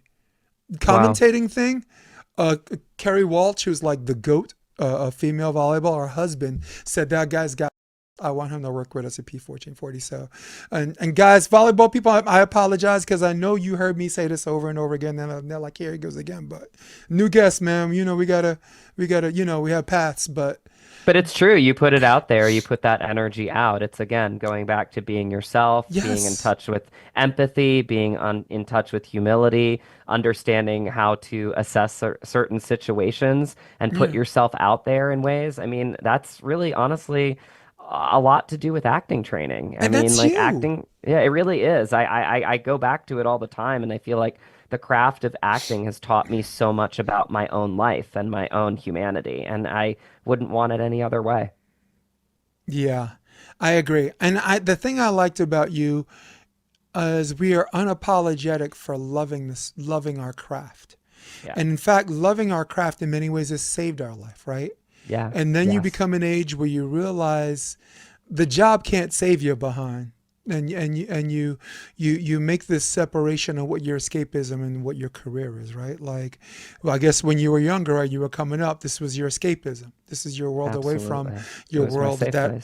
And there's nothing wrong with that, because everyone needs an escapism that allows them to come back and do what they're supposed to do, like a mammal.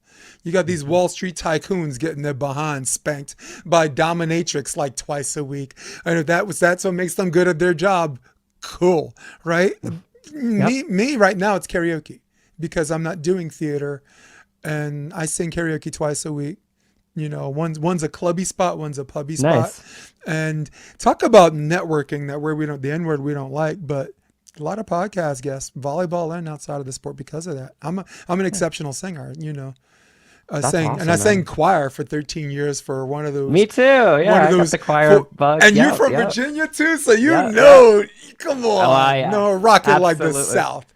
I went to 100%. I did choir for a church called Coney Island Gospel Assembly.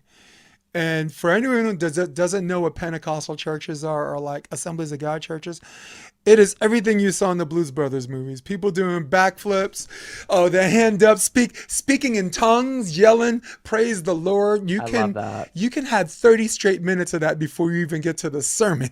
Yes. So that was the Yes. kind of church I went to growing up. Which That's cool. You yeah. can definitely feel the spirit in churches like that for sure. So my man said, can you ask Matt what would be the best way to get your movie script into the right hands? I have a couple of incredible ideas, but don't trust anyone.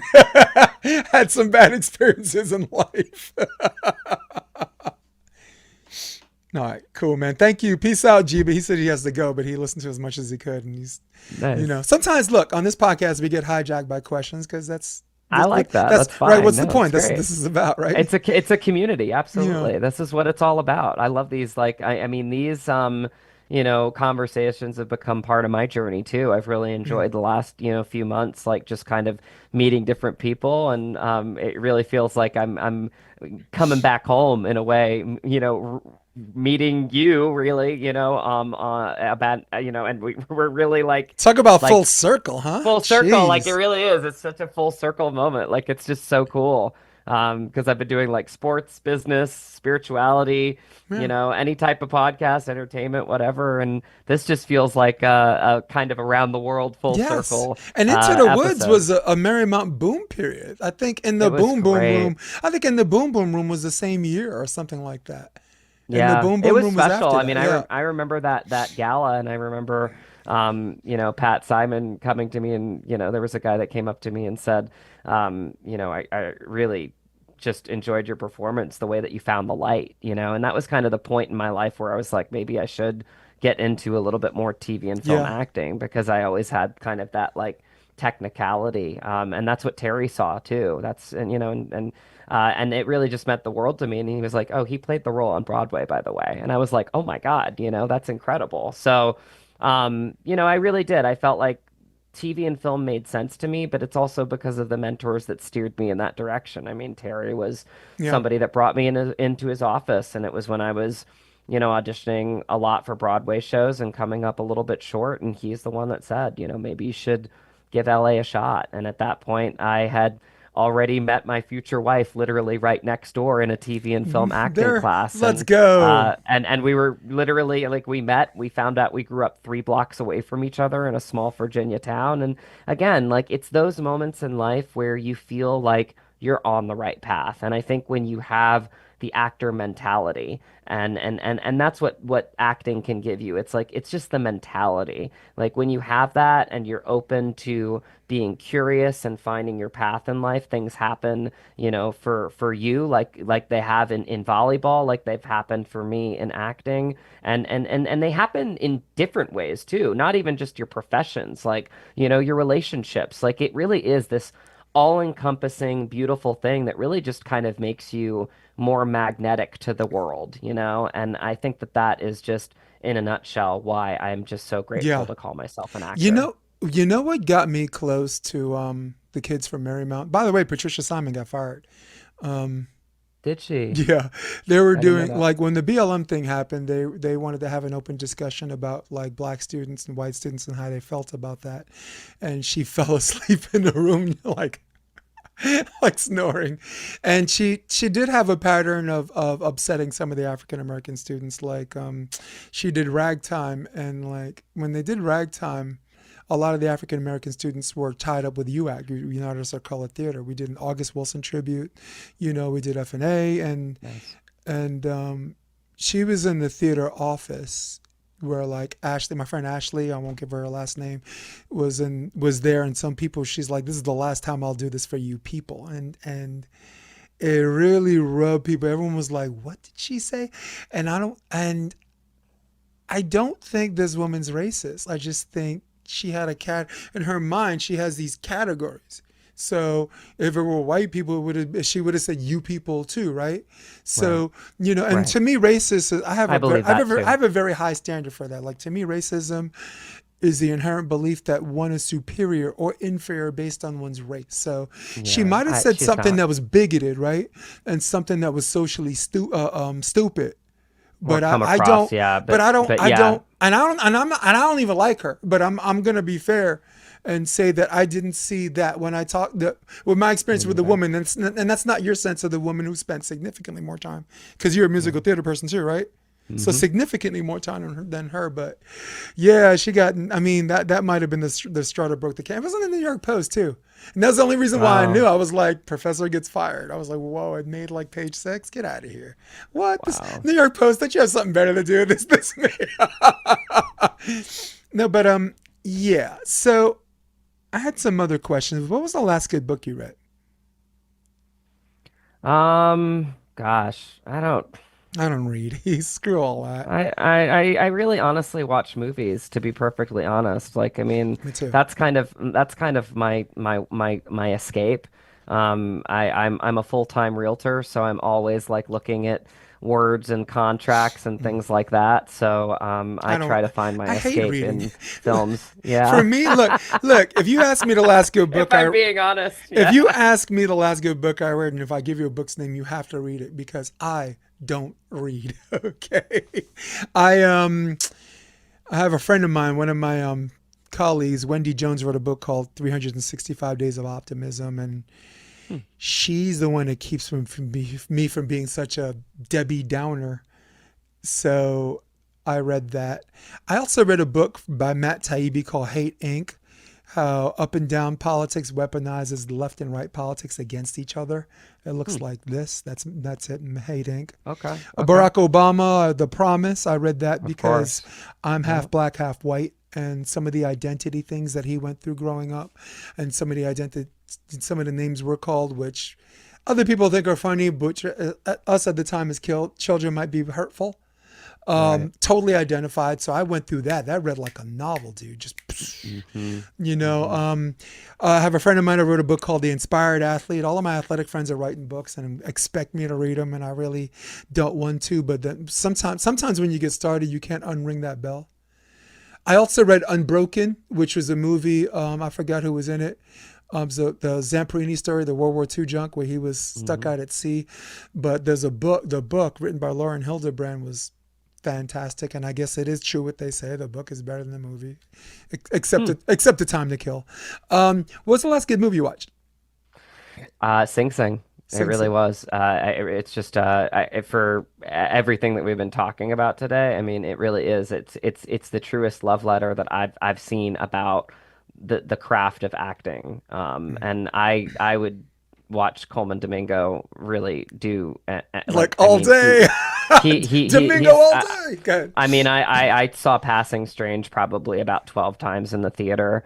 I really do. I mean, aside, I grew up in rural Virginia, obviously, but my stepfather was black. So I got to, and my best friend growing up was black. And I mean, this is in a really white, racist area of Virginia. And I just really, he became and I say soul, because I mean, again, I grew up going to my friend Dwayne Jackson's church, and I used to eat, Chaz, my stepfather's soul food. And I just really feel like, we are missing so much by divisiveness and racism in the world. And it breaks my heart a lot of days. I mean, Because it's can just, you appreciate the kind of person someone has to be for me to call them a racist? I gave you a broad general term, the inherent belief that one is superior or inferior based on one's race. So how am I doing with that definition? Is that fair? That's great. Yeah, it's Yeah. fair. It's totally fair. Now, there are people that say racially insensitive things, but they're not a racist. There are people that say bigoted things, like I'm bigoted against clowns. I can't, I don't, but that's more from a phobia, right? For a long time, I was bigoted against tiny people. I don't know if you call them that anymore, but sometimes you need to date one to cure that disease. But racism, like. If I call someone a racist, you probably messed up. You messed up bad, The last good movie I saw, and it's probably not the last good movie, but it popped in. I'm a prisoner of the moment. Sound of Freedom with Caviezel just really brought to light the human trafficking thing. And, Check it out. And yeah, you have to. And I'll just give you the through line, because there was a Homeland Security guy with him that quit because he couldn't. Their job was to find pedophiles. And when you find pedophiles, you got to go through material in their whatever that just makes you throw up in your mouth, right? So the guy's just like, there's one too many. He's like, I quit, I get out of here. And he's like, let me ask you something. He's like, how many pedophiles have you busted? He's like, 291. It's a pretty good number, right? And then the second question was, how many people have you rescued? And he's like, none. Wow. So the crux of the story is he stumbled upon a boy. He busted a pedophile, but the inciting incident, he was so struck by what his partner said that he's like, let me find out where this guy's getting his kids from. So he went in there and said, let's go, let him out of jail. He's like, everyone's gone for the weekend. Let's go get something to eat. Lets the guy out, and they're in a diner, and he's like, I need this. I'm one of you.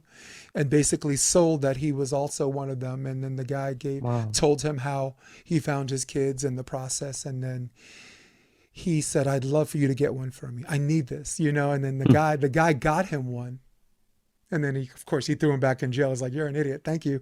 And then at the Mexican border, rescued the kid.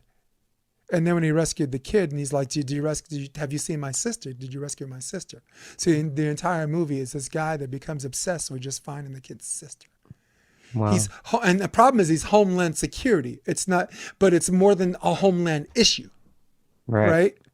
Now we can bust pedophiles, right? Because the United States might be the biggest consumer of these traffickers, right? But the trafficking itself is just, nobody liked the movie. Oh, did you now all of a sudden this guy's a QAnon guy, and he might be, I don't know. I don't care. My critical thinking skills is not a team sport. Okay. And when you so desperately want to be part of someone's team, you have to lean this way and that way.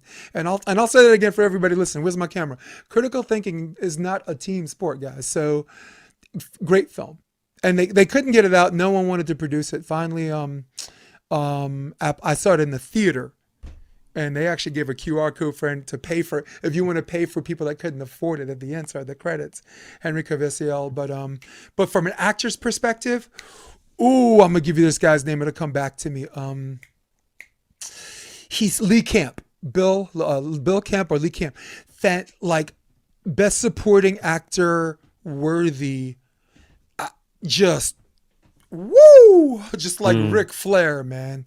The oldest ride, but the longest line, man. Woo! So like Ric Flair. Do you watch MMA? I understand you're a 4th degree black belt person. I'm more into the team sports. I'm more into football, my jam. basketball. We got Luca now, which is awesome. Basically just all the team sports, baseball, hockey. Knicks, but I don't know if I want to get tricked by the Knicks again. They have one good season, and they get you to come back, and then nope. I live here in Hermosa Beach. Maybe I'll just be an LA fan. Luca's fun to cheer for, right? Yeah, I like cheering for the city that I'm in many ways, because I feel like it gives me just kind of more of a connection. But if you're a diehard Yankee fan, I get it. I used to actually have season tickets right behind home plate in Yankee Stadium. And I loved it, but the Yankees kind of broke my heart with the new stadium. They screwed a lot of their long-term fans. A lot of people don't know that. Yeah. They, tripled the amount of suites, and they took 10,000 general seats out of the stadium. And they didn't have to. Sorry, when go the, ahead. when the new stadium came, we actually lost our postseason priority, and we went from behind home plate again. I grew up seeing, kids in the Bronx. It was their day out to basically being all the way out in right field. So they like broke up our family, and it was honestly at a time where I felt like New York might like it might be time to try somewhere else, and kind of opening myself up to that as actors do, and that's Good for kind of you. when Terry was kind of saying the thing about LA, and I had met Laura, and like the kind of path aligned, and we just like, took 3 months and had a place to stay in Studio City, and we really did. We looked at each other about 3 months later, Laura and I, and we just said, "This is home now, isn't it?" And Yeah. she said, "Yeah, this is home." It's becoming not a marketable city. Right. Yeah. I mean, do you understand what I'm saying? Like Dana Yeah, White, of course. the president of the UFC. I'm an avid MMA fan because I'm ex-military, and Yeah, okay. I Nice. supported a MI and a Ranger battalion, and every time I go to the barracks, these guys are laying on each other, trying new moves. Just like Sure. so. He said It's New an York. incredible He said sport. New York and so many parts of LA have become not marketable because of, like you said, making something new to make better and ends up being worse because no one can afford it. And yeah, I lived in Harlem for 10 years, and I lived close enough to Yankee. I'm 148th and St. Nicholas. So Okay. over the bridge is Yankee Stadium. You could hear the Yep. organist, and you could hear the guy, the second baseman, Derek Jeter or something like that. So when they had a home game, I would, Harlem, windows are open, man, because you just want to hear music. You want to hear people arguing. So everybody has their windows open because the sound of Harlem was like a nicer Flatbush. Like I'm from Flatbush, Brooklyn. So it was like a more friendlier Flatbush to me. Sure. So there were lightning rounds, but because some of these questions we freeze up because we don't read, right? And movies require discussion. I decided not to do the 60-second clock. We're just going through them one at a time. Marvel or DC? Ooh, probably DC. Cool. I really love Batman. I love like Batman is always like I just love the humanity of Batman. I love the fact that he is mortal. I sometimes when they become too immortal, it loses the humanity a little bit for me. I am Marvel because I like Captain America. And even though he took the super soldier serum, there is something about like an everyday guy from Brooklyn who runs. I don't want to sound super heroic, but I don't know how else to say it, so I'll just say it. I have this habit of running towards a problem and not running away, impulsively. I'm not thinking about this is the right thing to do. Might be I'm, because you're I'm military. magnetized towards it.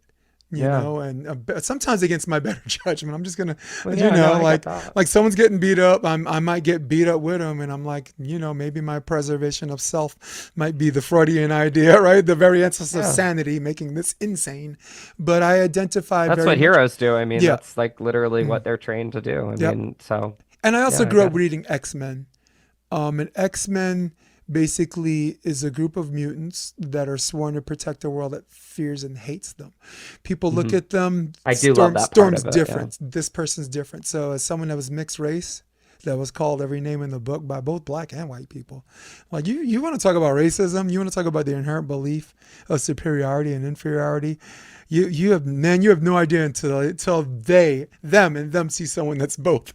No, I have a know? mixed sister. I know, and I Yeah. grew up in rural Virginia. So I mean, it's Yeah.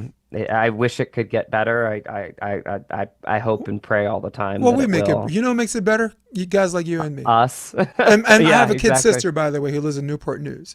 She's PhD, and she's there doing social work. Daytime, she's doing social work, and midnight to 8, she's a military contractor and has a hotline for active duty veterans who are feeling depressed or suicidal. So she's doing God's work, Amen. Yeah, she's Yeah. younger. Her name is well, we call her Gigi, but her name is Mary Beth Gingrich. She's last name is Gingrich. Pool or beach? Beach. I was pool until I moved to Hermosa Beach. Come on. This is my bed. This is my office. What? Yeah, beach for sure.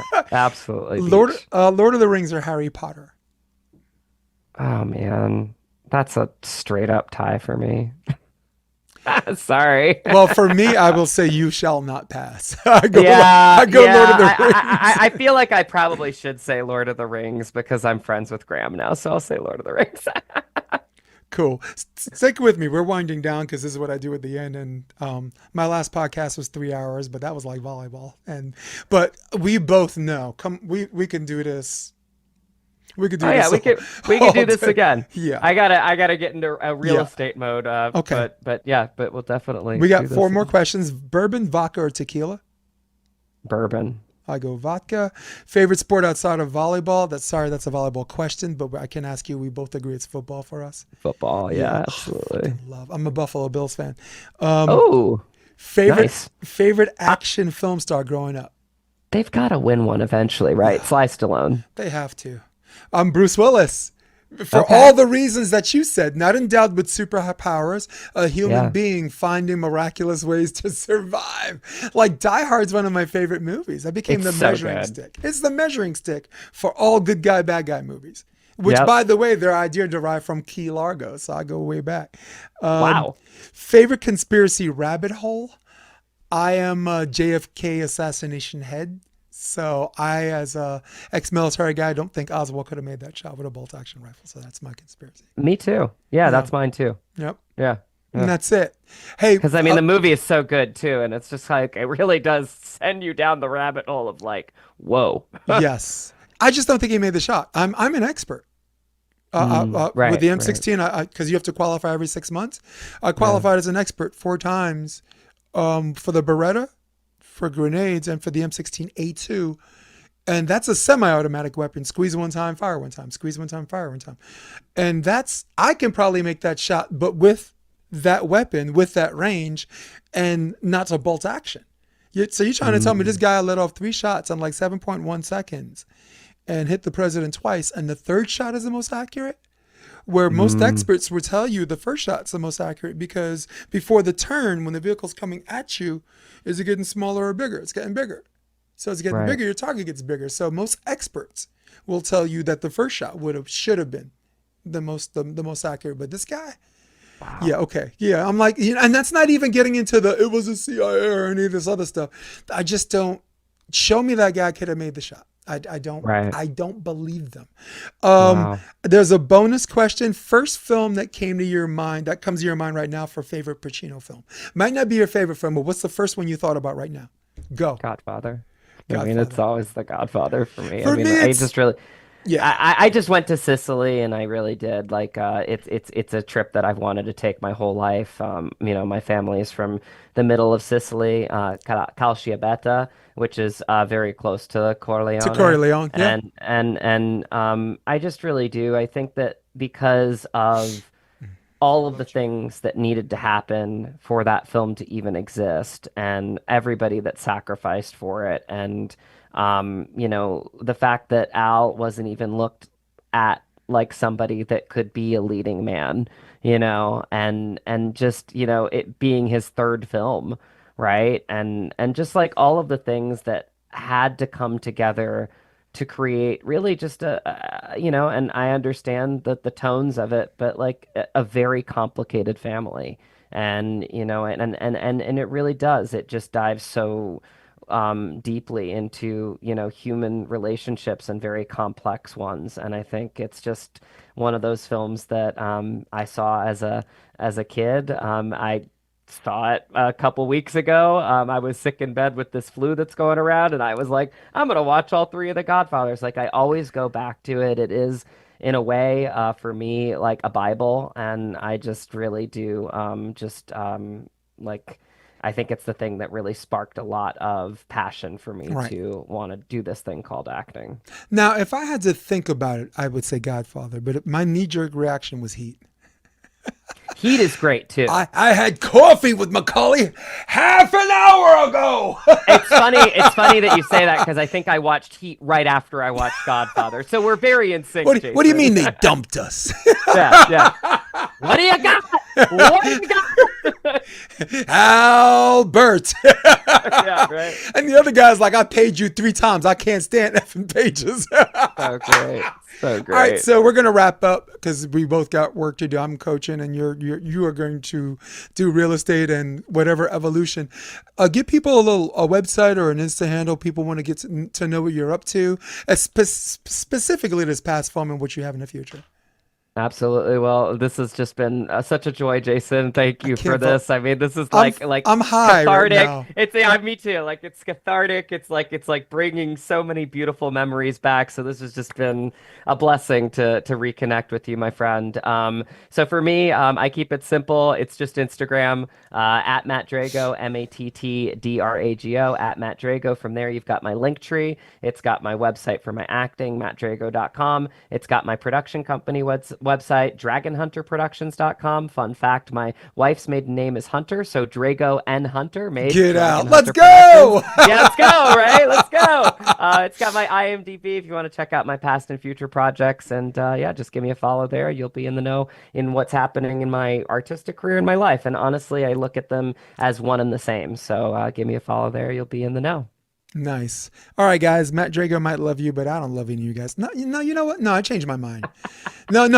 I love you guys too. I'm feeling so good right now. I love all of you. As we say back home, all is, right? So for all of you at home, for all of you on your iPads or iPhones, for all of you on your desktop who runs the world, old school, for all of you on your droids, if that still exists, this is Matt Drago. Let's get a shot of you. Sorry about that.